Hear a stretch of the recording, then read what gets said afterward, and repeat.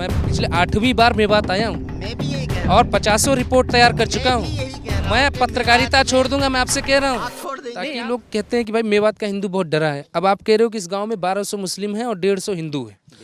हमें आप ये समझाओ, मतलब हमारे जरिए दर्शकों को समझाओ कि ये आपका डर बोल रहा है या आप मुझे सही बात बता मेरे रहे हैं। भाई मैं बिल्कुल सच बता रहा हूँ, क्योंकि अभी जो पंचायत इलेक्शन का चुनाव हुआ था अभी पिछले वर्ष नवंबर के महीने में, तो मेरे गांव में 8-10 घर हैं कुम्हारों के, प्रजापति जिनको बोलते हैं।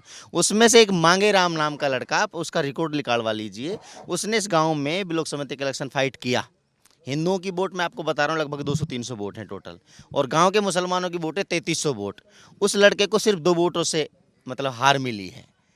नहीं, आपको ऐसा तो नहीं लग रहा है कि आपकी आंखों के सामने एक गड्ढा समुंदर नज़र आ रहा है तो आपको लगता है कि वो समुंदर है? आप मेरे साथ चलिए कुछ गांवों में, अगर हिंदू ये बोल देगा कि उसे परेशान नहीं किया गया तो भाई साहब आप जो कहेंगे मैं हार जाऊंगा। मैं पिछले 8वीं बार मेवात आया हूँ मैं भी यही कह रहा और हूँ। 50 रिपोर्ट तैयार कर मैं चुका भी हूँ। यही कह रहा मैं हूँ कि पत्रकारिता मेवात छोड़ में दूंगा, मैं आपसे कह रहा हूँ। आप छोड़ देंगे, नहीं, मैं आपसे मान मैं सकता यही हूँ। दावा जानना मेवात चाहता में हूँ है किस तो। दावे पे आप कह रहे हो कि यहाँ पे सब ठीक है।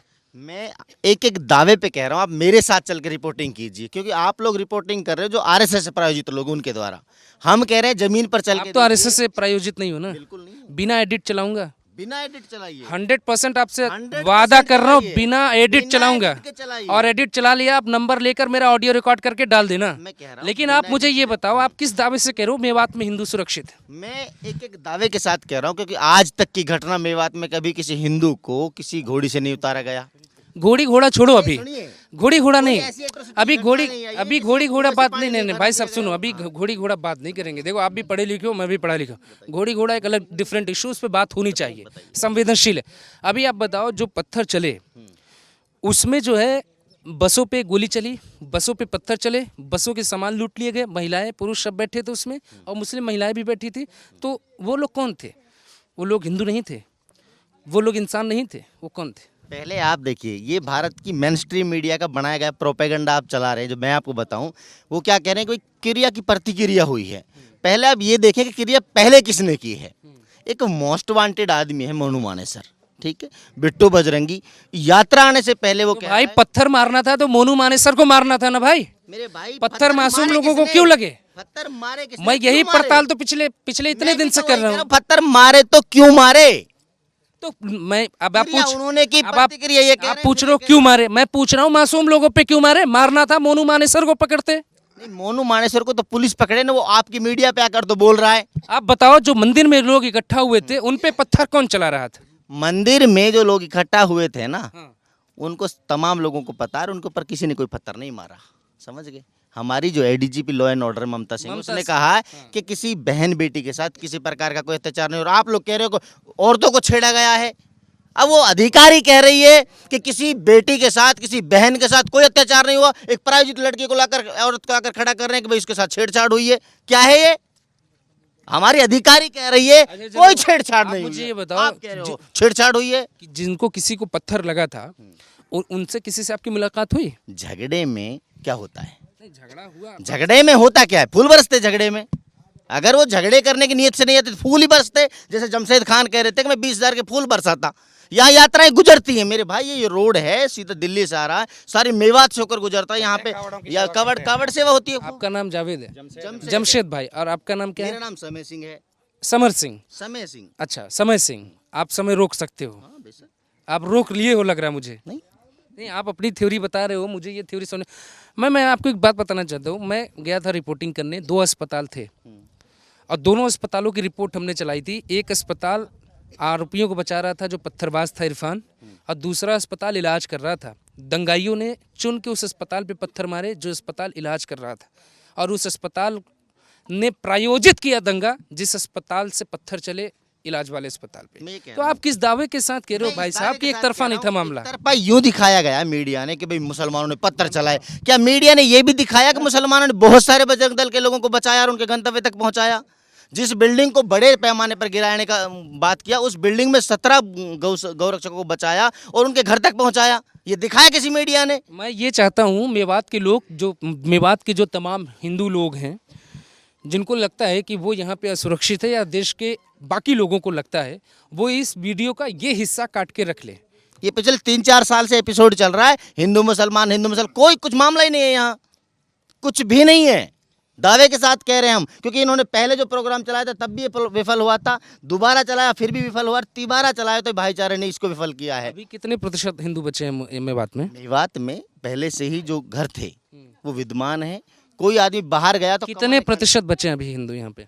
हिंदुओं का प्रतिशत आप उनसे पूछिए जो ये दावा करते हैं ना 103 गाँव। बताओ गुरु, समय रोके हो ना, बताओ आप सही सवाल पे आए। बता रहा हूँ, देखिए नहीं गुरु आओ, आप कितने प्रतिशत हिंदू हैं यहाँ पे? देखिए मेरे गांव में जितने थे उससे ज्यादा ही हुए हैं, हमारी आबादी बढ़ी है, घटी नहीं है, ठीक है। तो यही मेवात का हाल भाई साहब यही आपका विश्लेषण गलत है, हिंदुओं की आबादी घट रही है यहाँ पे, घट क्यों रही है? कन्वर्जन रेट ज्यादा है यहाँ पे मेरे भाई, देश में। क्यों घट रही है? ये बताओ ना, यही तो घट क्यों रही है पता आपको? बताओ। मेवात नीति आयोग की रिपोर्ट के हिसाब से भारत के सबसे पिछड़े जिलों में शुमार है।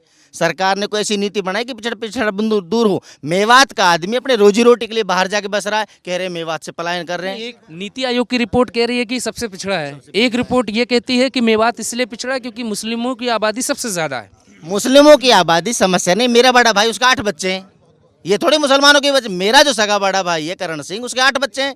हमसे बच्चा पैदा करने के मना किया किसी ने? हमसे बच्चा पैदा करने के लिए जिन महाराजों ने, जिन साधियों ने बच्चे खुद ने शादी नहीं की, वो कह रही हैं 8-8 बच्चे पैदा करो। अरे तू पहले खुद तो शादी करके बच्चा पैदा करती, तब पता लगता बच्चा पैदा करने में समस्या कितनी आती है।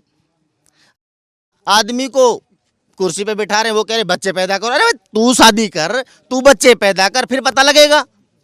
नहीं ये तो आपका शब्द गलत है। शब्द गलत क्यों है? नहीं मैं क्यों मानूं? देहाती शब्द। नहीं ये देहाती शब्द। नहीं देहाती वाली बात नहीं। मैं देखिए हर एक शब्द आपका चलाऊंगा, ये हो सकता है आपका एडिट कर दूं, इसलिए क्योंकि 17 करोड़ लोगों ने एक व्यक्ति को चुना है, नरेंद्र मोदी को, और अब योगी को चुना है उत्तर प्रदेश के लोगों ने। आप उन्हें ऐसा शब्द नहीं बोल सकते। आप नहीं थोड़ी देर ये देखिए, मैं संविधान को मानने वाला आदमी, संविधान में मेरी आस्था है। देखिए मैं बताऊं, नहीं कोई बिना शादीशुदा है, आपको बोलना है तो राहुल गांधी के बारे में भी बोलो ना। बोलोगे क्या? नहीं आपके नहीं आप राहुल गांधी के बारे में बोलेंगे? बोलूंगा। बोलो फिर, क्या बोल सकते हो? मैं ये बोल रहा हूँ, आप बिना शादीशुदा तो ममता बनर्जी भी हैं, मायावती भी हैं, जयललिता हैं, कितने नेता हैं। मायावती ने आज तक ये कहा कितने बच्चे पैदा करो?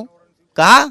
मायावती ने कहा, ममता बनर्जी ने कहा, राहुल गांधी ने कहा कितने बच्चे मोदी ने कब कहा कि इतने बच्चे पैदा करो? मैं ये कह रहा हूँ कि मोदी और राहुल ही फिक्स क्यों है आपके दिमाग में कि या तो मोदी बनेगा कि राहुल बनेगा? आपने मुसलमानों से पूछा मोदी या राहुल? देश में और लोग नहीं, 150 करोड़ की आबादी में और भी तो नेता हैं। तो योगी चौधरी का नाम लिया आपने, लालू प्रसाद यादव का नाम लिया, अरे भाई हम मायावती का नाम लिया आपने। आप पूछो ना जनता से, कौन बनेगा प्रधानमंत्री बता दो। जयंत चौधरी प्रधानमंत्री बनेंगे? बन सकता है, बन सकते हैं तो अच्छी बात है, हम मना थोड़ी ना कर रहे लालू हैं। प्रसाद यादव बन सकता है, मायावती बन सकती है, आजाद बन सकता है। उनका नाम क्यों नहीं लेते आप? आप तो भाई, फिक्स है कि नरेंद्र कोई मोदी फिक्स बनेगा, नहीं है भाई। आप बनेगा। समय भाई आप खुद जाके बनो, आप जाके खुद प्रधानमंत्री आप फिक्स बनो क्यों भाई। कर?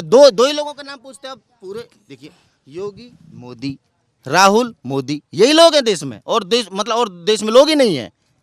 यही क्यों पूछते हो आप? आप ये पूछो ना जनता से, भाई देश में और भी तो नेता है, वो आपका नेता नाम नहीं है। आप समय रोक लेते हो। आप मुझे ये बताओ, फिर योगी आदित्यनाथ को रोक लोगे क्या दिल्ली आने से? ये मेरा सवाल नहीं है। देश के हालात ऐसे ही हैं। राजधानी है, ठीक है, दिल्ली देश की राजधानी है। ये तो 2014 का चुनाव तय करेगा, अभी 1 वर्ष है। देश में 24 देश में हालात बदल रहे हैं। किसान का मेरा वर्ग अब एकजुट हो रहा है, और देखेंगे देश को तोड़ने वाली ताकतों को हम देश में मतलब प्रधानमंत्री नहीं बनने देंगे। ठीक है, मैं ये और जो राहुल भी गांधी का मैं बिल्कुल समर्थक नहीं हूं। मैं आपको बता दूं, कांग्रेस आरएसएस की माँ है, माँ। क्योंकि नरेंद्र मोदी की सरकार में कम दंगे हुए हैं, आरएसएस कांग्रेस की सरकार में करोड़ों लोग मारे गए हैं, हजारों लोग एक एक दंगे में मारे गए। मैं ये भी कह रहा हूँ, खुले मन से कह रहा हूँ, आपके चैनल पर कह रहा हूँ, आरएसएस की माँ कांग्रेस है। ये उजग्गर मारते हैं, वो छुप के मारते हैं, मारते वो भी हैं। नरेंद्र मोदी की जो भाजपा सरकार है वो खुली दुश्मन समझता है मुसलमानों को, लेकिन कांग्रेस का उसको पता ही नहीं, छुपी दुश्मन है। चलिए, ये तो समय भाई, ये जो बात कर रहे थे मुझसे, मेवात का कौन सा गांव है ये सलम्बा गांव है। सलम्बा गांव है। यहाँ 1200 मुस्लिम परिवारों के बीच 150 मुस्लिम परिवार रहते हैं, हिंदू परिवार। अब इनका कहना है कि भाई इनके आंखों के सामने कोई गड्ढा दिखा, इन्होंने समुंदर मान लिया। क्या आप भी उसे समुंदर मानते हैं? कमेंट में ज़रूर जवाब दीजिएगा। कैमरा पर्सन अनिकेत के साथ मैं अभिषेक शांडिल, ग्लोबल भारत टीवी, मेवात।